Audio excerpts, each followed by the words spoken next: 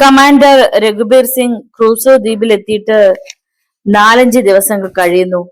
അതിനുശേഷം ഇതുവരെ പറയത്തക്ക വിശേഷങ്ങളൊന്നും ഉണ്ടായില്ല. എല്ലാവർക്കും അത്ഭുതമായിരുന്നു, പ്രത്യേകിച്ചും ഡോക്ടർ സുഖ്ദേവ് സിംഗിന്. അദ്ദേഹം അത് തുറന്നു പറയുവാനും മടിച്ചില്ല. ഏതായാലും ബർണാഡ് സാബിന് താങ്കളെ അയക്കുവാൻ തോന്നിയത് നല്ല നേരത്താണെന്ന് തോന്നുന്നു. ഹിമക്കരടിക്ക് പോലും താങ്കളെ പേടിയാണെന്നുള്ളതിൽ തർക്കമില്ല. ഇപ്പോ എന്തു ശാന്തത! ഞങ്ങൾ ഒറ്റ ദിവസം പോലും സുഖമായി ഒന്നുറങ്ങിയിരുന്നില്ല. അതിന് മറുപടി പറയാതെ രഘുബീർ സിംഗ് ചിരിച്ചതേയുള്ളൂ. കഴിഞ്ഞ ദിവസങ്ങൾ കൊണ്ട് ആവലാഞ്ച് ഉണ്ടാകുവാൻ ഇടയില്ലാത്ത ഭാഗം നോക്കി അവർ ആംഗ്ലയറിൽ ഒരു ചെറിയ കെട്ടിടം തീർത്തു കഴിഞ്ഞു. താൽക്കാലികമായി അവർക്ക് താമസിക്കുവാനുള്ളത് ഏതാണ്ട് 5-6 മുറികൾ. ഭിത്തികൾ ഉണ്ടാക്കിയത് തകര ഷീറ്റുകൾ സ്ക്രൂ ചെയ്ത് പിടിപ്പിച്ചാണ്. എല്ലാ സാധനങ്ങളും കപ്പലിലുണ്ടായിരുന്നു. എല്ലാവർക്കും ഒന്നിച്ചു കിടക്കാതെ കഴിയുവാനുള്ള സജ്ജീകരണം വേണമെന്ന് നിർബന്ധം പിടിച്ചത് രഘുബീർ സിംഗ് തന്നെയാണ്. അതിന് അയാളെ പ്രേരിപ്പിച്ച ഘടകം ഏതാണെന്ന് ആർക്കും അറിഞ്ഞുകൂടാ. അതുപോലെ തന്നെ അവിടെ ഒരു ജനറേറ്റർ സ്ഥാപിച്ചു. അതിൽ നിന്നുള്ള വൈദ്യുതി മുഖേനയാണ് ഇപ്പോൾ അവിടെ വെളിച്ചമുണ്ടാകുന്നത്. തന്റെ സംശയങ്ങൾ ബലപ്പെടുകയാണെന്ന് കമാൻഡർ രഘുബീർ സിംഗിന് തോന്നി. ശത്രുചാരൻ ഏതാനും ദിവസങ്ങൾക്കുള്ളിൽ തന്റെ മുന്നിൽ വന്നു വീഴും. ലബോറട്ടറിയുടെ പണി ധൃതിയിൽ നടക്കുകയാണ്. കനത്ത മഞ്ഞുപാളികളെ പിക്കാസ് കൊണ്ട് അറുത്തു മാറ്റിയാണ് ഫൗണ്ടേഷൻ നിർമ്മിക്കുന്നത്. 1 മാസം കൊണ്ട് ലബോറട്ടറിയുടെ പണി തീർക്കുവാനാണ് ഉദ്ദേശം. അതിനുശേഷമേ മിസൈൽ കേന്ദ്രത്തിന്റെ പണി തുടങ്ങൂ. രാത്രി ആയി കഴിഞ്ഞാൽ ആരും അധിക നേരം പുറത്തിറങ്ങരുതെന്നാണ് കമാൻഡർ രഘുബീർ സിംഗിന്റെ നിർദ്ദേശം.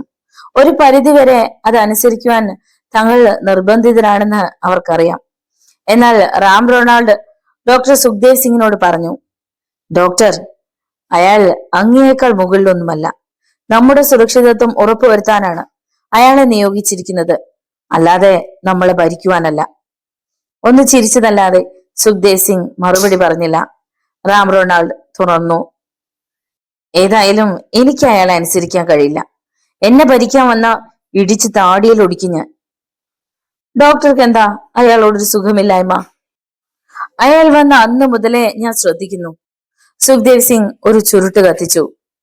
റാം റൊണാൾഡും അതിന് തീ പിടിപ്പിച്ചു. എനിക്ക് അയാളെ അംഗീകരിക്കാൻ കഴിയുന്നില്ല എന്നതാണ് സത്യം. അയാളുടെ അനാവശ്യങ്ങളായ നിർദ്ദേശങ്ങളും മറ്റും കേൾക്കുമ്പോ കാൽപാദത്തിൽ നിന്നും പെരുത്ത് കയറാൻ തുടങ്ങും. ഇത്തവണ ഉച്ചത്തിൽ ചിരിച്ചുപോയി ഡോക്ടർ സുഖ്ദേവ് സിംഗ്. വാസ്തവം പറഞ്ഞ ഞാൻ പലപ്പോഴും ചിന്തിച്ചിട്ടുള്ള ഒരു കാര്യമുണ്ട് മിസ്റ്റർ റൊണാൾഡ്. നിങ്ങളുടെ ഈ സ്വഭാവത്തിന് എങ്ങനെ ഒരു സയന്റിസ്റ്റ് ആവുവാൻ കഴിഞ്ഞെന്ന്. റാം റൊണാൾഡ് അതിന് മറുപടി പറയുവാൻ ഭാവിക്കുമ്പോൾ കമാൻഡർ രഘുബീർ സിംഗ് അവിടേക്ക് കടന്നു വന്നു. എന്താ രണ്ടുപേരും കൂടി ചർച്ച ചെയ്യുന്നത്? ഞങ്ങൾ വെറുതെ. സുഖ്ദേവ് സിംഗ് അത്രയും പറഞ്ഞപ്പോഴേക്കും റാം റൊണാൾഡ് തല വെട്ടിത്തിരിച്ച് പുറത്തേക്ക് നടന്നു കഴിഞ്ഞിരുന്നു. വിചിത്ര മനുഷ്യൻ, രഘുബീർ സിംഗ് പിറുപിറുത്തു. ഇയാളെ എങ്ങനെ സഹിക്കാൻ കഴിയുന്നു ഡോക്ടർ? ചുരുട്ടിലെ ചാരം തട്ടിക്കളഞ്ഞിട്ട് അദ്ദേഹം നിവർന്നിരുന്നു. എനിക്ക് അയാൾ പ്രശ്നമൊന്നും ഉണ്ടാക്കാറില്ല. കാരണം ഞാൻ അയാളെ നിയന്ത്രിക്കാൻ മെനക്കെടാറില്ല. സ്വതന്ത്രമായ ഒരു ശൈലിയാണ് അയാളുടേത്. അപാര ബുദ്ധിയും. മിസൈൽ നിർമ്മാണത്തിന്റെ പരിപൂർണ ചുമതല അയാൾക്കും നിക്കോളസിനും കൂടിയാണ്. ഇത്തരം ഒരു മിസൈലിന്റെ കണ്ടുപിടുത്തം തന്നെ റാം റൊണാൾഡിന്റേതാണെന്ന് പറയാം. രഘുബീർ സിംഗ് മെല്ലെ തലയനക്കിക്കൊണ്ടിരുന്നു. പിന്നെ തന്ത്രപൂർവം തിരക്കി, അയാൾ എങ്ങനെ നമുക്ക് വിശ്വസിക്കാൻ പറ്റിയ ആളാണോ? അങ്ങനെ ഒരു ചോദ്യത്തിന്റെ ആവശ്യമുണ്ടോ? ഇവിടേക്ക് പോകുന്നവരുടെ എല്ലാം കംപ്ലീറ്റ് ബയോഡേറ്റ പഠിച്ചതിന് ശേഷമാണ് ലിസ്റ്റ് പ്രഖ്യാപിച്ചത് തന്നെ. എന്നിരുന്നാലും എവിടെയെങ്കിലും ഒരു പാകപ്പിഴ ഉണ്ടായാൽ മതിയല്ലോ. അല്പനേരത്തേക്ക് രണ്ടുപേർക്കുമിടയിൽ മൗനത്തിന്റെ കനത്ത നിമിഷങ്ങൾ ഉണ്ടായി. വീണ്ടും സംസാരിച്ചു തുടങ്ങിയത് ഡോക്ടർ സുഖ്ദേവ് സിംഗ് ആണ്. എന്തോ ഒരു ചെറിയ പാകപ്പിഴ എവിടെയോ ഉണ്ടെന്ന് എനിക്കും നേരിയ സംശയം തോന്നാൻ തുടങ്ങിയിട്ട് ഏതാനും നാളുകളായി. പലപ്പോഴും രാത്രികാലങ്ങളിൽ എന്തെങ്കിലും കാരണങ്ങൾക്കായി മറ്റുള്ളവരോടൊപ്പമോ അല്ലാതെയോ അയാൾ പുറത്തു പോകാറുണ്ട്. ആ സമയങ്ങളിലൊക്കെ ഇവിടെ പലതും സംഭവിക്കുകയും ചെയ്യുന്നു. കമാൻഡർ രഘുബീർ സിംഗ് മെല്ലെ തലയനക്കി. യെസ് ഡോക്ടർ, ഈ പറഞ്ഞത് താങ്കളുടെ മനസ്സിൽ മാത്രം ഇരുന്നാൽ മതി. തൽക്കാലം മറ്റാരും അറിയണ്ട. ഷുവർ. രഘുബീർ സിംഗ് ഇറങ്ങിപ്പോയി. ആ താൽക്കാലിക വസതിയുടെ പ്രധാന വാതിലിനോട് ചേർന്ന മുറിയിലായിരുന്നു രഘുബീർ സിംഗ് ഉറങ്ങാൻ കിടന്നത്. മിക്കവാറും എല്ലാവരും ഉറങ്ങിയെന്ന് തോന്നുന്നു. അകലെ ജനറേറ്ററിന്റെ നേരിയ മൂളൽ മാത്രം കേൾക്കാം. എപ്പോഴോ രഘുബീർ സിംഗിന്റെ കണ്ണുകളിലും ഉറക്കം മുട്ടിട്ടു. ജനറേറ്റർ നിശ്ചലമായത് ആരും അറിഞ്ഞില്ല. എങ്ങും കനത്ത ഇരുട്ട്. ഒരു കറുത്ത മനുഷ്യൻ രഘുബീർ സിംഗിന്റെ മുറിയുടെ വാതിൽക്കലെത്തി. അല്പനേരം അവിടെ ശങ്കിച്ചു നിന്നിട്ട് ഒരിടത്തും യാതൊരു അനക്കവുമില്ലെന്ന് ഉറപ്പുവരുത്തി. പിന്നെ പതിയെ വാതിൽ തുറന്ന് അകത്ത് പ്രവേശിച്ചു. ചില നിമിഷങ്ങൾക്ക് ശേഷം ആ മുറിയിൽ നിന്നും എന്തൊക്കെയോ ശബ്ദങ്ങൾ ഉയർന്നു. തകരപ്പാടിയിൽ ആഞ്ഞു മുട്ടുന്നത് പോലെയോ എന്തൊക്കെയോ തകർന്നു വീഴുന്നത് പോലെയോ. ഏവരും നടുങ്ങി ഉണർന്നു. ഈ നേരത്ത് രഘുബീർ സിംഗിനെ ചവിട്ടി വീഴ്ത്തിയിട്ട് ആ കറുത്ത രൂപം പുറത്തേക്ക് കുതിച്ചു. ഇരുട്ടിൽ കാര്യമറിയാതെ പാഞ്ഞു വന്നവരുമായി കൂട്ടിയിടിച്ചു വീണു. പരസ്പരം അറിയാൻ കഴിയാത്ത അവസ്ഥ. ആരൊക്കെയോ പിഴഞ്ഞെണീറ്റ് പുറത്തേക്കോടി. എമർജൻസി ലാമ്പ് തെളിച്ചിട്ട് കമാൻഡർ രഘുബീർ സിംഗ് ജനറേറ്ററിന്റെ അടുത്തേക്ക് പോയി. അത് ഓഫ് ചെയ്തിരിക്കുകയായിരുന്നു. അയാൾ ഓൺ ചെയ്തു. വീണ്ടും എല്ലായിടത്തും വെളിച്ചം പരന്നു. തിരികെ അവിടേക്ക് നടക്കുമ്പോൾ അയാൾ അത്ഭുതത്തോടെ ഓർത്തു, താൻ ഭാഗ്യം കൊണ്ട് മാത്രമാണ് രക്ഷപ്പെട്ടത്. ഇരുളിൽ ഒരു ശബ്ദം കേട്ടതുപോലെ തോന്നിയപ്പോൾ പെട്ടെന്ന് ചാടി എണീക്കുകയായിരുന്നു. ആ നിമിഷം കിടക്കയിൽ ഇരുമ്പുവടി പോലെ കട്ടിയുള്ള എന്തോ ശക്തിയിൽ പതിയുകയും ചെയ്തിരുന്നു. അയാൾ തിരിച്ചെത്തുമ്പോൾ അവിടെ ഉണ്ടായിരുന്നവർ ആകാംക്ഷയോടെ നിൽക്കുകയാണ്. എന്താ സർ ഉണ്ടായത്? പ്രൊഫസർ മാർട്ടിൻ പെരേര ഉത്കണ്ഠയോടെ തിരക്കി. ആവോ, എനിക്കും അറിയില്ല എന്നതാണ് ശരി. അയാൾ ചിരിച്ചു. എന്നോട് വൈരാഗ്യമുള്ള ആരോ രാത്രിയിൽ ഞാൻ ഇവിടെ തന്നെ ഉണ്ടോ എന്നറിയുന്നതിനായി വന്നതാണ്. ഡോക്ടർ സുഖ്ദേവ് സിംഗ് കിതച്ചുകൊണ്ട് പുറത്തു നിന്നും കയറി വന്നു. ഡോക്ടർ എവിടെ പോയി? രഘുബീർ സിംഗ് ചോദിച്ചു. മഞ്ഞിലൂടെ ഒരു രൂപം ഓടുന്നത് കണ്ടു. ഞാൻ കുറെ ദൂരം പിന്നാലെ ഓടി. പക്ഷേ കാൽ വഴുതി വീണുപോയി. അതിനിടെ അയാൾ രക്ഷപ്പെട്ടു. സാരമില്ല, അവൻ എന്റെ കയ്യിൽ വന്നു പെടാതിരിക്കില്ല. അതിരിക്കട്ടെ, റാം റൊണാൾഡ് എവിടെ? ഈ സംഭവം ഒന്നും അറിഞ്ഞില്ലേ? അയാളും ഇവിടെ ഉണ്ടായിരുന്നല്ലോ, നിക്കോളാസ് പറഞ്ഞു. ഒരുപക്ഷെ ശത്രുവിന്റെ പിന്നാലെ പോയി കാണും. അതാണ് അയാളുടെ സ്വഭാവം. സുഖ്ദേവ് സിംഗും രഘുബീർ സിംഗും മുഖാമുഖം നോക്കി. കണ്ണുകൾ കൊണ്ട് എന്തോ സംസാരിച്ചു. അവർക്ക് മാത്രം മനസ്സിലായി. ശരി ശരി, എല്ലാവരും പോയി ഉറങ്ങിക്കൊള്ളൂ. ഇനി ഒന്നും ഉണ്ടാകാതെ ഞാൻ നോക്കിക്കൊള്ളാം, രഘുബീർ സിംഗ് ഉറപ്പു നൽകി. അവിടെ ഉണ്ടായിരുന്ന കമാൻഡോ മുന്നോട്ട് വന്നു. ബാക്കി രണ്ടുപേരും ഇപ്പോഴും കപ്പലിൽ തന്നെയാണ്. ഞാനും ഉറങ്ങാതിരിക്കാൻ സർ. വേണ്ട വേണ്ട, അയാൾ ചിരിച്ചു. ഇത് എനിക്ക് മാത്രം കൈകാര്യം ചെയ്യാനുള്ള പ്രശ്നമേ ഉള്ളൂ. അയാളും പിൻവാങ്ങി. സുഖ്ദേവ് സിംഗും രഘുബീർ സിംഗും ബാക്കിയായി. ഇനി അയാളെ വിട്ടുകൂടാ. ഉടൻ അറസ്റ്റ് ചെയ്യണം. കേന്ദ്രത്തിലേക്ക് റിപ്പോർട്ട് സമർപ്പിക്കണം. നോ നോ നോ, സമയമായിട്ടില്ല. കുറെ തെളിവുകൾ കൂടി ശേഖരിക്കുവാനുണ്ട്. ഇപ്പോൾ അയാളെ കസ്റ്റഡിയിൽ എടുത്താൽ അയാൾക്കെതിരെ നിരത്തുവാൻ നമ്മളുടെ പക്കൽ തെളിവുകൾ ഉണ്ടായില്ലെന്ന് വരും. സുഖ്ദേവ് സിംഗ് ഒരു ചുരുട്ടിന് തീ കൊളുത്തിക്കൊണ്ട് ഗുഡ് നൈറ്റ് പറഞ്ഞ് എണീറ്റു. അദ്ദേഹം തന്റെ മുറിയിൽ എത്തിക്കഴിഞ്ഞ് ഏതാനും മിനിറ്റുകൾ കഴിഞ്ഞപ്പോൾ നല്ല തയ്യാറെടുപ്പോടുകൂടി തന്നെ കമാൻഡർ രഘുബീർ സിംഗ് അവിടെ നിന്നും ഇറങ്ങി. റാം റൊണാൾഡിനെ കണ്ടെത്തണം എന്നതായിരുന്നു തീരുമാനം. ഒരുപക്ഷെ അയാളുടെ കൂടെ ആരെങ്കിലും സഹായികൾ ഉണ്ടെങ്കിൽ അവരെയും കണ്ടെത്താനാവും. ശിരസിൽ പറ്റിച്ചേർന്നിരിക്കുന്ന തൊപ്പിയും ഗ്ലൗസറുകളും ഗംബൂട്ട്സും ഒക്കെ അണിഞ്ഞിരുന്നതിനാൽ തണുപ്പ് അല്പം പോലും അയാൾക്ക് തോന്നുമായിരുന്നില്ല. ഏത് നിമിഷവും ഉപയോഗിക്കുവാൻ പാകത്തിൽ റിവോൾവർ വച്ചിരുന്നു. അയാൾ ഇടയ്ക്ക് തിരിഞ്ഞു നോക്കി. താൻ പോകുന്നത് ആരും കണ്ടിട്ടില്ലെന്ന് ഉറപ്പുവരുത്തി. പക്ഷേ രണ്ട് കണ്ണുകൾ ഇതെല്ലാം ശ്രദ്ധിക്കുന്നുണ്ടായിരുന്നു. അവ വന്യമായി ഒന്ന് തിളങ്ങി. രഘുബീർ സിംഗ് മുന്നോട്ട് നീങ്ങി. ടോർച്ച് തെളിയിക്കാതിരിക്കാൻ യാതൊരു നിർവാഹവും ഉണ്ടായിരുന്നില്ല. റാം റൊണാൾഡിന് ഈ ദ്വീപിൽ എവിടെയെങ്കിലും ഒരു ആസ്ഥാനം കാണുമെന്നായിരുന്നു അയാളുടെ വിചാരം. ഏതാണ്ട് അരമണിക്കൂർ അങ്ങനെ നീങ്ങിക്കാണും. ബർച്ച് മരങ്ങളിൽ നിന്നും ഒരു കൂട്ടം പക്ഷികളുടെ ചിറകടി ഒച്ച കേട്ടു. രാത്രി സഞ്ചാരികളായ പക്ഷികൾ. പെട്ടെന്ന് അന്തരീക്ഷത്തിലേക്ക് ചാടി ഉയർന്ന ഒരു കറുത്ത മനുഷ്യൻ ഊക്കോടെ രഘുബീർ സിംഗിന്റെ പുറത്ത് ചവിട്ടി. അപ്രതീക്ഷിതമായ ഈ ആക്രമണത്തിൽ അയാൾ വല്ലാത്തൊരു നിലവിളിയോടെ മുന്നോട്ട് കമിഴ്ന്നു വീണു. ടോർച്ച് കയ്യിൽ നിന്നും തെറിച്ചു പോയി. ഇരുളിൽ നിന്നും പൊട്ടിമുളയ്ക്കുന്നത് പോലെയായിരുന്നു ആ മനുഷ്യൻ രഘുബീർ സിംഗിന്റെ പിന്നിൽ പ്രത്യക്ഷപ്പെട്ടത്. വീണെടുത്തു നിന്നും എണീക്കാതെ രഘുബീർ സിംഗ് നോക്കി. തന്റെ മുന്നിൽ ഇരുട്ടിന്റെ കനത്ത കോട്ട പോലെ ആ ഭയങ്കരൻ നിൽക്കുന്നു. അയാളുടെ വെളുത്ത കയ്യുറകൾ മാത്രം വ്യക്തമായി കാണാം. രഘുബീർ സിംഗ് പെട്ടെന്ന് റിവോൾവർ എടുത്തു. എന്നാൽ നിറയൊഴിക്കാൻ കഴിയുന്നതിന് മുമ്പ് അജ്ഞാതൻ അത് ചവിട്ടി തെറിപ്പിച്ചു. അവിടെ കിടന്നുകൊണ്ട് രഘുബീർ സിംഗ് അയാളുടെ കാലുകൾക്കിടയിൽ തൊഴിച്ചു. ഇത്തവണ അജ്ഞാതൻ നിലവിളിച്ചു പോയി. അയാളുടെ ശ്രദ്ധ പതറിയതും കമാൻഡർ കുതിച്ചെഴുന്നേറ്റു. പിന്നീട് അവിടെ നടന്നത് ഉഗ്രൻ സംഘടനമായിരുന്നു. അവർ അന്യോന്യം ശക്തി മനസ്സിലാക്കി. ഏതാണ്ട് തുല്യ ശക്തികൾ. രഘുബീർ സിംഗിന്റെ തുരുതുരയുള്ള ഇടി അജ്ഞാതന്റെ മുഖത്തേറ്റു. അയാൾ പതറിപ്പോയി. ഇതിനിടെ കമാൻഡർ ഒരു കാര്യം മനസ്സിലാക്കി. അജ്ഞാതൻ മുഖം മൂടി അണിഞ്ഞിട്ടുണ്ട്. ശിരസ് മുഴുവൻ മൂടിക്കിടക്കുന്നതും കണ്ണുകളുടെയും മൂക്കിന്റെയും ഭാഗത്ത് മാത്രം ദ്വാരമുള്ളതുമായ ഒരുതരം മുഖംമൂടിയായിരുന്നു അത്. രഘുബീർ സിംഗ് അത് പറിച്ചു കളവാൻ ഒരു ശ്രമം നടത്തിയെങ്കിലും അതിനു മുമ്പ് അയാളെ തള്ളി വീഴ്ത്തിയിട്ട് അജ്ഞാതൻ ഓടിപ്പോയി. വളരെ പരിക്ഷീണനായാണ് രഘുബീർ സിംഗ് തിരികെ എത്തിയത്. തന്റെ മുറിയിലേക്ക് കയറും മുമ്പ് അയാൾ ചെന്ന് റാം റൊണാൾഡ് കിടക്കുന്നിടത്തേക്ക് നോക്കി. അവിടെ അയാൾ സസുഖം കിടന്നുറങ്ങുന്നു. ഉറക്കം നടിച്ചു കിടക്കുന്ന അയാളുടെ മൂക്കിടിച്ച് പതുക്കുവാനുള്ള കോപം ഉണ്ടായിരുന്നുവെങ്കിലും തൽക്കാലം ക്ഷമിച്ചു. തിരികെ തന്റെ മുറിയിലെത്തി. ഫ്ലാസ്കിൽ നിന്നും അല്പം കടുംചായ പകർന്നു കുടിച്ചിട്ട് കിടക്കയിൽ വീണു. ചില മിനിറ്റുകൾക്കുള്ളിൽ ഉറക്കത്തിലേക്ക് വഴുതി പോവുകയും ചെയ്തു. അപ്പോൾ തിളക്കമുള്ള രണ്ട് കണ്ണുകൾ തകര ഷീറ്റിനിടയിലൂടെ അയാളെ നോക്കി ഗൂഢമായി മന്ദഹസിക്കുകയായിരുന്നു. അടുത്ത ദിവസം വളരെ വൈകിയാണ് കമാൻഡർ രഘുബീർ സിംഗ് ഉണർന്നത്.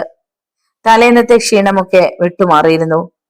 വാതിൽ തുറന്ന് പുറത്തേക്ക് വന്ന അയാൾ ആദ്യം കണ്ടത് ഒരു കസേരയിലിരുന്ന് തോക്കു തുടയ്ക്കുന്ന റാം റൊണാൾഡിനെയാണ്. അറിയാതെ അയാളുടെ പല്ലുകൾ ഞെരിഞ്ഞമർന്നു. എങ്കിലും കോപം ഉള്ളിലൊതുക്കി പുറമെ പുഞ്ചിരി വരുത്തി. Good morning Ronald. Good morning. അലക്ഷ്യഭാവത്തിലുള്ള പ്രത്യഭിവാദനം. എന്താ രാവിലെ തോക്കുമായി? ഒരു വേട്ട നടത്തിയാൽ കൊള്ളാമെന്നുണ്ട്. ആ ശബ്ദത്തിന് എന്തോ ഒരു പ്രത്യേകത ഉള്ളതുപോലെ തോന്നി. ജോലിക്കാർ തുടങ്ങിക്കഴിഞ്ഞിരുന്നു. സുഖ്ദേവ് സിംഗ് അവിടെ എല്ലാം ശ്രദ്ധിച്ചുകൊണ്ട് നിൽക്കുന്നു. രഘുബീർ സിംഗ് അവിടേക്ക് ചെന്നു. എണീക്കാൻ വൈകി അല്ലേ? സിംഗ് ചിരിച്ചു. വിളിച്ചുണർത്തേണ്ടെന്ന് വിചാരിച്ചു. നന്നായി ഉറങ്ങിക്കോട്ടെ എന്ന് മറ്റുള്ളവരും പറഞ്ഞു. ഇന്നലെ രാത്രി അയാൾ എപ്പോഴാണ് തിരികെ വന്നതെന്ന് അറിയാമോ? സുഖ്ദേവ് സിംഗിന്റെ അടുത്തെത്തി അവർക്ക് ഇരുവർക്കും കേൾക്കാൻ മാത്രം പാകത്തിൽ തിരക്കി. എന്തോ ഞാനൊന്നും അറിഞ്ഞില്ല. രാത്രി അയാളുടെ പിന്നാലെ ഓടി തളർന്നത് കാരണം വേഗം ഉറങ്ങിപ്പോയി. രഘുബീർ സിംഗ് ഒന്ന് മോളി. ഇന്നലെ രാത്രിയിൽ എവിടെ പോയിരുന്നു എന്ന് വല്ലതും തിരക്കിയോ? ഉവ്, താങ്കളുടെ മുറിയിൽ നിന്ന് ഇറങ്ങിയ മനുഷ്യന്റെ പിന്നാലെയായിരുന്നു പോലും അയാളും. അയാൾ കുന്നു കയറിപ്പോയി എന്നാണ് റൊണാൾഡ് പറയുന്നത്. അത് ശുദ്ധ നുണ. കാരണം അജ്ഞാതൻ കുന്നിന്റെ ഭാഗത്തേക്കല്ല ഓടിയത്. ഞാൻ പിന്തുടർന്നതല്ലേ. ഇന്ന് അയാൾ വേട്ടയ്ക്ക് പോകുന്നുണ്ട്. ഞാൻ പിന്തുടരും. എന്തെങ്കിലും കണ്ടുപിടിക്കാൻ കഴിയുമോ എന്ന് നോക്കാം. ഞാൻ കൂടി വരണോ? വേണ്ട. പ്രഭാത ഭക്ഷണം കഴിഞ്ഞ് റാം റൊണാൾഡ് തന്റെ തോക്കും തോളിൽ വെച്ച് യാത്രയായി. അത് ശ്രദ്ധിച്ചു നിൽക്കുകയായിരുന്നു കമാൻഡർ രഘുബീർ സിംഗ്. അയാൾ മഞ്ഞിൽ മറഞ്ഞു കഴിഞ്ഞയുടനെ പിന്നാലെ പോയി. രഘുബീർ സിംഗ് പോകുന്നത് നീനാദാസ് കണ്ടു. കുറച്ചു ദിവസങ്ങളായി അയാളെ ഒന്ന് അടുത്ത് കിട്ടണമെന്ന് ആഗ്രഹിക്കുകയായിരുന്ന അവളും മറ്റാരും കാണാതെ ആ വഴിക്ക് യാത്രയായി. എന്നാൽ തന്റെ അസിസ്റ്റന്റിന്റെ രോഗം നേരത്തെ അറിയാമായിരുന്ന ഡോക്ടർ സുഖ്ദേവ് സിംഗ് ഇത് കാണുന്നുണ്ടായിരുന്നു. ഒന്ന് പുഞ്ചിരിച്ചിട്ട് അയാൾ തൊഴിലാളികൾക്കിടയിലൂടെ നടന്നു. നീനാദാസ് കുറെ ദൂരം മുന്നോട്ടു പോയെങ്കിലും കമാൻഡർ രഘുബീർ സിംഗിനെ കാണുവാൻ കഴിഞ്ഞില്ല. അവൾക്ക് വിഷമവും കോപവും ഒക്കെ ഒന്നിച്ചുണ്ടായി. ഇത്ര വേഗം ഇയാൾ എവിടെ പോയി മറഞ്ഞു? അവൾ വീണ്ടും മുന്നോട്ട് നടന്നു. കുന്നിൻ മുകളിൽ എന്തോ ശബ്ദം കേട്ടതുപോലെ തോന്നി. അവൾ അവിടേക്ക് ശ്രദ്ധിച്ചു. മഞ്ഞിനുള്ളിൽ അതാ ഒരു മനുഷ്യൻ. അയാൾ കുന്നു കയറുന്നത് അവ്യക്തമായി കാണാം. സന്തോഷത്തോടെ അവൾ കുന്നിൻ മുകളിലേക്ക് ഓടി. ശ്രമകരമായ ഒരു ജോലിയായിരുന്നു അത്. കാൽമുട്ടോളം മഞ്ഞിൽ പുതയുന്നു. അവിടെ അവൾ അത് കണ്ടു. കൂട്ടം കൂടി നിൽക്കുന്ന കൂർത്ത മുള്ളുകളുള്ള ചെടികൾ. അവയുടെ മുള്ളുകളിൽ മഞ്ഞു പൊതിഞ്ഞിരുന്നു. ഡോക്ടർ സുഖ്ദേവ് സാബ് ഈ ചെടിയെക്കുറിച്ച് മുന്നറിയിപ്പ് തന്നിരുന്നത് അവൾ ഓർത്തു. അതിന്റെ മുള്ളുകൾ ശരീരത്തിൽ ഒരു പോറൽ ഏൽപ്പിച്ചാൽ മതി അത് മരണത്തിന് കാരണമായി ഭവിക്കുവാൻ. അതിനാൽ വളരെ ശ്രദ്ധയോടെ അവൾ നീങ്ങി. അപ്പോഴേക്കും വീണ്ടും കുറെ കൂടി മുന്നിൽ എത്തിക്കഴിഞ്ഞിരുന്നു ആ മനുഷ്യൻ. അവിടെ നിൽക്കുന്നേ, ഞാനും വരുന്നു, അവൾ കിതപ്പോടെ വിളിച്ചു പറഞ്ഞു. അയാൾ അത് കേട്ടെന്ന് തോന്നുന്നു. അവിടെ നിന്നു. അവളുടെ സന്തോഷത്തിന് അതിരില്ലായിരുന്നു. ആഗ്രഹിക്കുന്ന പുരുഷന്മാരെ കാണുമ്പോൾ അവൾക്കുണ്ടാകുന്ന ആ പ്രത്യേക വികാരം പെട്ടെന്ന് ഉടലെടുത്തു. മാറിടങ്ങൾക്ക് വല്ലാത്ത തരിപ്പ്, ശരീരത്തിലെ പരമാണുക്കളിൽ വികാരത്തിന്റെ സ്ഫോടനം. അവൾ ധൃതിയിൽ മുകളിലേക്ക് കയറി. അയാൾ പുറംതിരിഞ്ഞു നിൽക്കുകയായിരുന്നു, കുന്നിൻ മുകളിൽ മഞ്ഞിലൂടെ എവിടെയോ ശ്രദ്ധിച്ചുകൊണ്ട്. അവൾ തൊട്ടു പിന്നിൽ എത്തിക്കഴിഞ്ഞു. വല്ലാത്തൊരു മനുഷ്യൻ തന്നെ. അവൾക്ക് പരിഭവം. കാണാൻ കൊള്ളാവുന്ന ഒരു പെണ്ണ് പിന്നാലെ വരുന്നു എന്ന ഓർമ്മ പോലുമില്ല. അതിന് മറുപടി എന്നോണം തിരിഞ്ഞു നോക്കാതെ അയാൾ പിന്നിലേക്ക് കൈനീട്ടി. വർദ്ധിച്ച ആഹ്ലാദത്തോടെ അവൾ ആ കയ്യിൽ കടന്നു പിടിച്ചു. അയാൾ അപ്പോഴേക്കും മുകളിലേക്ക് കയറാൻ തുടങ്ങിയിരുന്നു. നമുക്ക് ഇവിടെ അങ്ങ് ഇരിക്കാമെന്നേ, അവൾ കൊഞ്ചി. അല്പം കൂടി മുകളിലെത്തിയപ്പോൾ നിരപ്പ് തോന്നിയ ഒരു ഭാഗം കണ്ടു. നീനാദാസിൽ വികാരത്തിന്റെ കുതിര കടിഞ്ഞാണിളക്കി കുതിക്കുകയാണ്. പ്ലീസ്. അവളുടെ സ്വരം മഞ്ഞുപോലെ ശരീരത്തെ കുളിർപ്പിക്കുന്നതായിരുന്നു. അയാൾ നിന്നു. അവൾ പിന്നിൽ നിന്നും അടക്കം പുണർന്നു. എത്ര ദിവസമായി ഞാൻ കൊതിക്കുന്നു എന്നറിയാമോ? അയാൾ മെല്ലെ തിരിഞ്ഞു. അവൾ അർദ്ധനിമീലിത നേത്രങ്ങൾ കൊണ്ട് പിരിഞ്ഞ മാറിടങ്ങളിൽ നോക്കി. അയാളുടെ കൈകൾ അവളെ വരിഞ്ഞു മുറുകി. അയാളുടെ കവിളിൽ ഒരു ചുംബനം നൽകുവാൻ അവൾ മുഖമുയർത്തി. ഒരു നടുക്കം, അത് ഉഗ്രനൊരു അലർച്ചയായി മാറി. നീനാദാസിന്റെ അലർച്ച ഇടയ്ക്ക് വെച്ച് മുറിഞ്ഞു. കാരണം വെളുത്ത ഗ്ലൗസ് അണിഞ്ഞ അയാളുടെ കൈപ്പത്തികളിൽ ഒന്ന് അവളുടെ മുഖത്ത് അമർന്നു കഴിഞ്ഞിരുന്നു. നീന കണ്ണുകൾ ഇറുക്കി അടച്ചു. കാരണം ആ മുഖത്തേക്ക് ഒന്നുകൂടി നോക്കാനുള്ള ധൈര്യം അവൾക്കില്ലായിരുന്നു. മുഖത്തെ തൊലി മുഴുവൻ അഴുകി ഇറുന്നു തുടങ്ങിയിരുന്നു. ഇടയ്ക്കിടെ ചോര ഒലിച്ചു വരുന്നത് പോലെ, ഹൃദയമെടുപ്പ് നിലച്ചു പോകുന്ന രൂപഭാവം. പക്ഷേ അതൊരു മുഖം മൂടിയാണെന്ന് അവൾ അറിഞ്ഞിരുന്നില്ല. ആ കൈപ്പിടിയിൽ നിന്നും രക്ഷപ്പെടുവാൻ അവൾ ആകുന്നത്ര ശ്രമിച്ചു നോക്കി. കഴിഞ്ഞില്ല. പിടി കൂടുതൽ മുറുകയാണ്. തന്റെ അസ്ഥികൾ ഒടിഞ്ഞു നുറുങ്ങും പോലെ തോന്നി അവൾക്ക്. അയാൾ അവളെ തറയിലേക്ക് അമർത്തി. വേദനയോടെ പെടഞ്ഞുപോയി നീന. അവളുടെ വികാരം നിശേഷം മാറി. പകരം ഭീതി വലയം ചെയ്തു കഴിഞ്ഞിരുന്നു.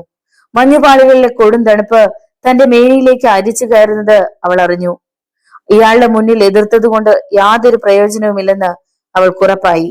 അതുമാത്രമല്ല, ഒരു പുരുഷനെ അവൾ ജീവിതത്തിൽ ഏറ്റവും അധികം വെറുത്ത നിമിഷങ്ങളായിരുന്നു അത്. അവിടെ വെച്ച് അവളെ അയാൾ അതിക്രൂരമായി ബലാത്സംഗം ചെയ്തു. അതിനിടെ പല്ല് ഞെരിച്ചുകൊണ്ട് അയാൾ പിറുപിറുക്കുന്നുണ്ടായിരുന്നു. പുതിയ കാമുകനെ തേടി എത്തിയവളല്ലേ നീ? ഇനിയും നിന്റെ ഈ ഒടുങ്ങാത്ത കാമത്തിന് ആരും ഇരയായിക്കൂടാ. നിന്റെ ജീവിതത്തിലെ അവസാനത്തെ വീഴ്ചയാണിത്. രക്തം മരവിപ്പിക്കും പോലെ അവൾ അത് കേട്ടുകിടന്നു. ഈ ശബ്ദം തനിക്ക് വളരെ പരിചയമുള്ളതുപോലെ. പക്ഷേ ആ വെപ്രാളത്തിനിടയിൽ അത് ആരുടേതാണെന്ന് തിരിച്ചറിഞ്ഞില്ല. അറിഞ്ഞിരുന്നുവെങ്കിൽ അവൾ ആ ക്ഷണം അമ്പരന്ന് പോയനെ. മുഖംമൂടി വലിച്ചു മാറ്റാനുള്ള അവളുടെ ശ്രമവും പരാജയപ്പെട്ടു. മരണത്തിന്റെ ഗന്ധം നീനാദാസിന് അനുഭവപ്പെട്ടു. അവൾ അപ്രതീക്ഷിതമായ ഒരു നിമിഷത്തിൽ അയാളെ തള്ളി മാറ്റി ചാടി എണീറ്റു. താഴേക്ക് കുതിക്കുവാൻ ഭാവിക്കുമ്പോൾ അയാൾ ചാടി പിടിച്ചു. ഇരുവരും വേച്ചുപോയി. മഞ്ഞിനു മുകളിലൂടെ നീനാദാസും അജ്ഞാതനും താഴേക്ക് നിരങ്ങിപ്പോയി. കുറ്റിച്ചെടികളിൽ അവളുടെ വസ്ത്രമുടക്കി. ഏതാണ്ട് 50 അടിയോളം താഴെയാണ് അവർ എത്തിയത്. അവളുടെ വസ്ത്രങ്ങൾ കീറി പറഞ്ഞിരുന്നു. അജ്ഞാതൻ എണീറ്റു. അവൾ തറയിൽ നിന്നും എണീറ്റില്ല. അയാളുടെ കണ്ണുകളിൽ അഗ്നി എരിഞ്ഞു. അയാൾ അവളെ പിടിച്ചമർത്തി നെറ്റിയിൽ തോക്ക് മുട്ടിച്ചു. Good bye Neena. നീനാദാസിന്റെ പൂച്ചക്കണ്ണുകളിൽ നീർപൊടിഞ്ഞു. മുന്നിൽ മരണം. പെട്ടെന്ന് പിന്നിൽ ഒരു മുരൾച്ച. ഇരുവരും നടുങ്ങി തിരിഞ്ഞു. പിന്നിലെ കുറ്റിക്കാട്ടിൽ ചലനം. അവർ വിറച്ചുപോയി. ഒരു കൂറ്റൻ ഹിമക്കരടി അത് അവരുടെ മുന്നിലേക്ക് എടുത്തു ചാടി. അത് വായി തുറന്നപ്പോൾ രക്തവർണമായ നാക്കും കൂർത്ത പല്ലുകളും അവർ കണ്ടു. അജ്ഞാതനും പരിഭ്രമിച്ചു പോയി. ആ ജന്തു 2 കാലിൽ ഉയർന്നു. പെട്ടെന്ന് അയാൾ അവളെ കറക്കി അതിനു നേരെ എറിഞ്ഞു. കരടിയുടെ കൈകളിൽ നീനാദാസ് പിടയുകയാണ്. പ്ലീസ് ഹെൽപ്പ് മീ, അവൾ യാചിച്ചു. അയാൾ തിരിഞ്ഞു നോക്കിയത് കൂടിയില്ല. അതിവേഗം കുന്നുകയറി രക്ഷപ്പെടാനുള്ള ശ്രമത്തിലായിരുന്നു. കരടിയുടെ കൂർത്ത പല്ലുകളിൽ നീനയുടെ മാംസം മുറുകി. അവളുടെ ചോരത്തുള്ളികൾ മഞ്ഞിൽ ചിതറി വീണു. പുരുഷന്മാരെ കീഴടക്കുന്നതിൽ എന്നും ഹരമായിരുന്ന ആ സുന്ദരിയെ കരടി കടിച്ചു കീറുകയാണ്. അവളുടെ അവസാനത്തെ പിടിച്ചിലും നിലവിളിയും അവസാനിച്ചപ്പോൾ കരടി വളരെ സാവധാനം ആ മാംസം രുചിയോടെ തിന്നുവാൻ തുടങ്ങി. കഴിഞ്ഞ 1 മണിക്കൂറോളമായി കമാൻഡർ രഘുബീർ സിംഗ് റാം റൊണാൾഡിനെ തേടി അലയുവാൻ തുടങ്ങിയിട്ട് കുറെ ദൂരത്തോളം അയാൾ തന്റെ മുന്നിലുണ്ടായിരുന്നു. എന്നാൽ പെട്ടെന്ന് മഞ്ഞിൽ ലയിച്ചു ചേർന്നതുപോലെ അപ്രത്യക്ഷമായി. ഒരുപക്ഷെ താൻ പിന്നാലെയുണ്ടെന്ന് അറിഞ്ഞുകൊണ്ടാവും രക്ഷപ്പെടൽ എന്ന് അയാൾക്ക് തോന്നാതിരുന്നില്ല. അങ്ങനെയെങ്കിൽ ഒരുപക്ഷെ മഞ്ഞിനിടയിൽ എവിടെയെങ്കിലും തന്റെ നേർക്ക് ഒരു ലോഹക്കുഴൽ നീണ്ടിരിപ്പുണ്ടാവും. അതേക്കുറിച്ച് ചിന്തിച്ചപ്പോൾ അറിയാതെ ഒരു തരിപ്പ് തന്റെ നെട്ടലിൽ ഉണ്ടായതുപോലെ തോന്നി കമാൻഡർ രഘുബീർ സിംഗിന്. പെട്ടെന്നാണ് ഒരു വെടിയൊച്ച കേട്ടത്. താൻ നിൽക്കുന്നതിന് വടക്ക് ഭാഗത്തു നിന്നും ഇടയ്ക്ക് ഒരു തവണ സൂര്യനെ കാണാൻ കഴിഞ്ഞതുകൊണ്ടാണ് അയാൾക്ക് ദിക്ക് മനസ്സിലായത്. തന്റെ നേരെ വെടിയുണ്ട പാഞ്ഞു വന്നിട്ടില്ല എന്ന് അയാൾക്ക് ഉറപ്പായി. അതിനർത്ഥം റാം റൊണാൾഡ് വേട്ടയാടുകയാണെന്നാണ്. അയാൾ വെടിവെച്ച് കേട്ട ഭാഗം ലാക്കാക്കി നടക്കുമ്പോൾ ഒരു വെടി കൂടി കേട്ടു. രഘുബീർ സിംഗിന്റെ കാലുകൾക്ക് വേഗതയേറി. 4 പറവുകളുമായാണ് ഡോക്ടർ റാം റൊണാൾഡ് തിരികെ എത്തിയത്. ഏതാണ്ട് 10 കിലോയിലധികം തൂക്കം വരുമായിരുന്നു അതിന്. അപ്പോൾ ഡോക്ടർ സുഖ്ദേവ് സിംഗ് അയാളുടെ അരികിലേക്ക് വന്നു. ഇന്ന് കോൾ അടിച്ചല്ലോ. ആ, പിന്നെ നീന റൊണാൾഡിന്റെ കൂടെ വന്നിരുന്നോ? ഇല്ല, എന്തേ? ഇവിടെ ഒന്നും കണ്ടില്ല, അതുകൊണ്ട് ചോദിച്ചതാ. താൻ വേട്ടയ്ക്ക് പോയി അല്പം കഴിഞ്ഞപ്പോൾ അവളും പിന്നാലെ വരുന്നത് ഞാൻ കണ്ടിരുന്നു. അതെയോ? എങ്കിൽ വഴി തെറ്റി വല്ലയിടെങ്കിലും അലയുകയാവും. സാരമില്ല, അവളിങ്ങ് വരും. പറവകളെ ജോലിക്കാരൻ എടുത്തുകൊണ്ടുപോയി. റാം റൊണാൾഡ് അകത്തേക്ക് നടന്നു. പിന്നെയും കുറെ നേരം കഴിഞ്ഞാണ് കമാൻഡർ രഘുബീർ സിംഗ് തിരികെ എത്തിയത്. അപ്പോൾ ക്യാമ്പിലുള്ളവർ ഭക്ഷണം കഴിക്കുകയായിരുന്നു. ഡോക്ടർ റാം റൊണാൾഡ് കൊണ്ടുവന്ന പറവകളെ അപ്പോഴേക്കും വേവിച്ചു കഴിഞ്ഞിരുന്നു. താങ്കൾക്കും ഇരിക്കാം പറഞ്ഞിട്ട് സുഖ്ദേവ് സിംഗ് അയാൾ വന്ന ഭാഗത്തേക്ക് നോക്കി. എന്താ ഡോക്ടർ ശ്രദ്ധിക്കുന്നത്? നീനാദാസ്, അവൾ എവിടെ? അവളും റൊണാൾഡിന്റെ പിന്നാലെ പോയിരുന്നു. ഏ? രഘുബീർ സിംഗിന്റെ നെറ്റി ചുളിഞ്ഞു. പക്ഷേ റൊണാൾഡ് അവളെ കണ്ടിട്ടുമില്ല. ക്യാമ്പിൽ ഉണ്ടായിരുന്നവരിൽ പലരും റാം റൊണാൾഡിനെ സംശയത്തോടെ നോക്കി. അയാൾ ഭക്ഷണം കഴിക്കുന്നതിൽ മാത്രം ശ്രദ്ധ പതിപ്പിച്ചിരിക്കുകയാണ്. ഇതൊന്നും തന്നെ ബാധിക്കുന്ന പ്രശ്നമേ അല്ല എന്ന രീതിയിൽ. എല്ലാവരും ഭക്ഷണശേഷം വിശ്രമിക്കുമ്പോൾ സുഖ്ദേവ് സിംഗ് രഘുബീർ സിംഗിനോട് സ്വകാര്യമായി പറഞ്ഞു, താങ്കളുടെ പിന്നാലെയാണ് അവൾ വന്നത്. രഘുബീർ സിംഗ് അയാളെ പിന്തുടർന്ന് വിവരം പുറത്തു വരാതിരിക്കാനാണ് റാം റൊണാൾഡിന്റെ പിന്നാലെയാണ് അവൾ പോയതെന്ന് ഞാൻ പറഞ്ഞത്.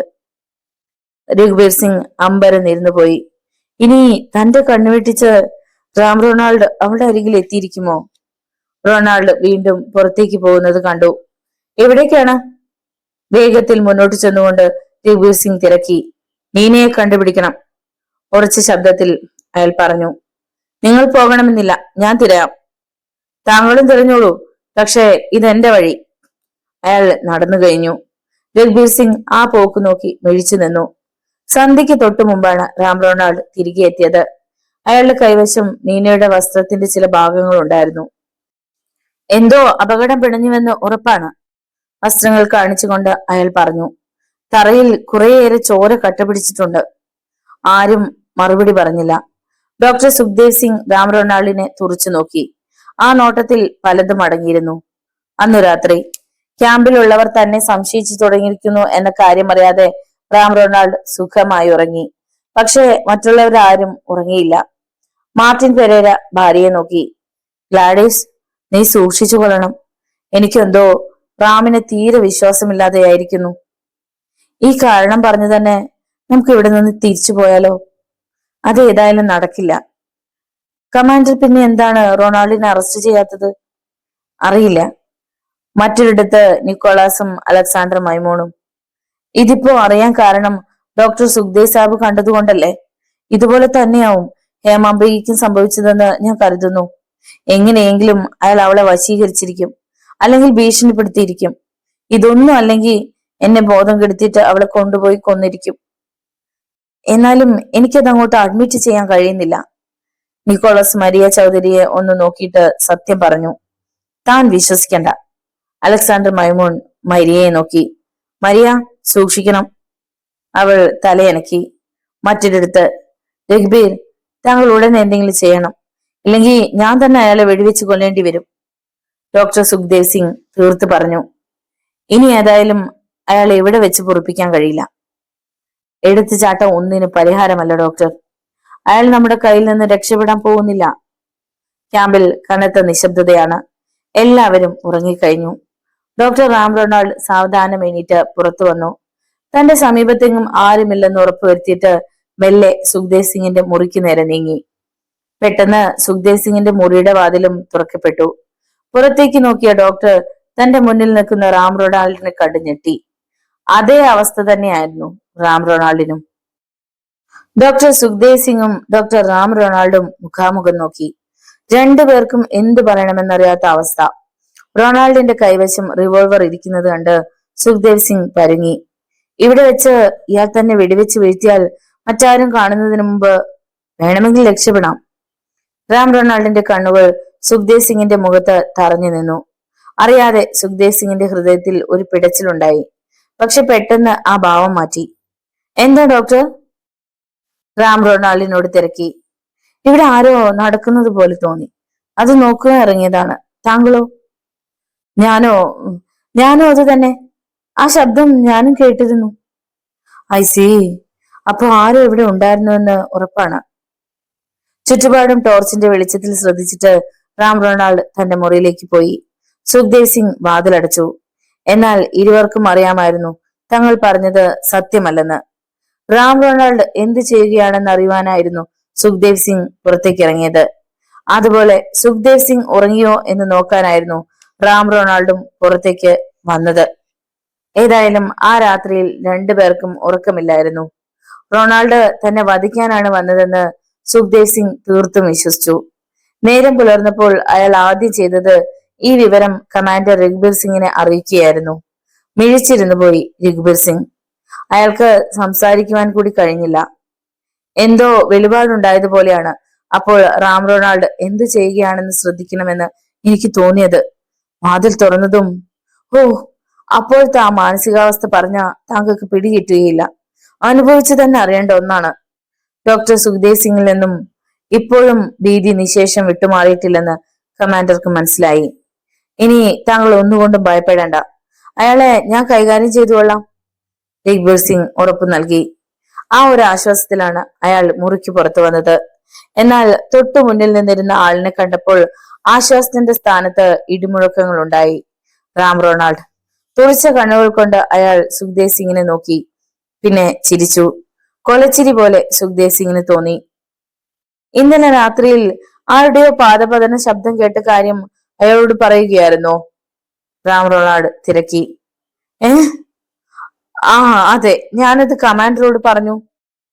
സുഖ്ദേവ് സിംഗ് പെട്ടെന്ന് അവിടെ നിന്ന് നടന്നു മാറി. എങ്ങനെയെങ്കിലും അയാളുടെ മുന്നിൽ നിന്നും ഒന്ന് രക്ഷപ്പെട്ടാൽ മതിയെന്നേ ഉള്ളായിരുന്നു സുഖ്ദേവ് സിംഗിന്. അയാളുടെ ധൃതി പിടിച്ച പോക്ക് നോക്കി റാം റൊണാൾഡ് നിന്നു. ആ കണ്ണുകളിൽ വല്ലാത്തൊരു ഭാവമാറ്റമുണ്ടായി. ബാസ്റ്റർഡ്. പല്ലുകൾ ഞെരിച്ചമർത്തി റാം റൊണാൾഡ് പെറുപെറുത്തു. താനും രഘുബീർ സിംഗും തമ്മിൽ സംസാരിച്ചത് അത്രയും റാം റൊണാൾഡ് കേട്ടിട്ടുണ്ടാവുമെന്ന് ഡോക്ടർ സുഖ്ദേവ് സിംഗിന് ഉറപ്പുണ്ടായിരുന്നു. അയാൾ ഒളിച്ചു നിന്ന് ശ്രദ്ധിക്കുകയായിരുന്നു. ഡോക്ടർ സുഖ്ദേവ് സിംഗിന്റെ തലച്ചോറിൽ അപകടത്തിന്റെ കുഴൽവിളി ഉയരുകയായിരുന്നു. പ്രഭാത ഭക്ഷണ സമയത്തും അവർ ഇരുവരും മുഖാമുഖം നോക്കിയതുമില്ല, സംസാരിച്ചതുമില്ല. കമാൻഡർ രഘുബീർ സിംഗ് എല്ലാം ശ്രദ്ധിക്കുകയായിരുന്നു. അതുപോലെ മറ്റൊരു കാര്യവും അയാൾ മനസ്സിലാക്കി. മറ്റുള്ളവരെല്ലാം റാം റൊണാൾഡിനോട് ഒരു തരം അകലം ഭാവിക്കുന്നു. ഭക്ഷണശേഷം റാം റൊണാൾഡ് അവിടെ നിന്നും മാറിയപ്പോൾ അയാൾ എല്ലാവരോടും പറഞ്ഞു, ആരും റൊണാൾഡിനോട് അകലം ഭാവിക്കുകയോ സംശയം തോന്നിപ്പിക്കുന്ന തരത്തിൽ സംസാരിക്കുക പോലും അരുത്. അങ്ങനെ വന്നാ അതൊരു പക്ഷെ ഏറെ അപകടങ്ങൾക്ക് വഴിയൊരുക്കുകയുള്ളൂ. നേരത്തെ ഉള്ളതിനേക്കാൾ കൂടുതൽ അടുപ്പം ഭാവിക്കുകയാണ് വേണ്ടത്. എല്ലാം അറിഞ്ഞുകൊണ്ട് ഞങ്ങൾ എങ്ങനെ അയാളോട്? അലക്സാണ്ടർ മൈമൂൺ പൂർത്തിയാക്കുവാൻ രഘുബീർ സിംഗ് അനുവദിച്ചില്ല. കൈകൊണ്ട് വിലക്കിയിട്ട് പറഞ്ഞു, അതൊക്കെ ശരി തന്നെ. അയാൾ ഇപ്പോഴും നിങ്ങൾ പഴയ രൂപത്തിൽ കാണുന്നതായി അഭിനയിക്കണം, അത്ര തന്നെ. നമ്മുടെ ലക്ഷ്യങ്ങൾ വിജയിക്കണമെങ്കിൽ അത് അത്യന്താപേക്ഷിതമാണ്. പിന്നെ ആരും ഒന്നും പറഞ്ഞില്ല. പണിക്കാർ തങ്ങളുടെ ജോലിയിൽ ഏർപ്പെട്ടു. ഇനി ഏറിയാൽ 10 ദിവസം, അതിനുള്ളിൽ ലബോറട്ടറിയുടെ പണി പൂർത്തിയാകും. ഡോക്ടർ സുഖ്ദേവ് സിംഗ് രഘുബീർ സിംഗിന്റെ അരികിലേക്ക് ഓടിയെത്തി. ആ ഭാഗത്തേക്ക് പോയിരിക്കാണ് റാം റൊണാൾഡ്. അദ്ദേഹം കൈ ചൂണ്ടി. ഇനിയുള്ള പരിപാടി എന്താണെന്ന് അറിയില്ലല്ലോ, ഞാനും പിന്തുടരുകയാണ്. രഘുബീർ സിംഗിന്റെ മറുപടിക്കായി കാത്തു നിൽക്കാതെ സുഖ്ദേവ് സിംഗ് പോയി കഴിഞ്ഞിരുന്നു. മുഖംമൂടി കുന്നിൻ മുകളിൽ എത്തിയിരുന്നു. അവിടെ നിന്നുകൊണ്ട് അയാൾ താഴേക്ക് നോക്കി. ഒന്നും കാണാൻ കഴിയില്ലെങ്കിലും ലബോറട്ടറിയുടെ ആസ്ഥാനം അയാൾക്ക് നിശ്ചയമുണ്ടായിരുന്നു. അയാൾ വെളുത്ത കയറുകൾ ധരിച്ചിരുന്നു. ഗംബൂട്ട്സിനുള്ളിലേക്ക് പാൻസിന്റെ അഗ്രം ശരിക്ക് കടത്തി ഉറപ്പിച്ചിട്ട് സിബ് വലിച്ചിട്ട് ബൂട്ട്സ് മുറുക്കി.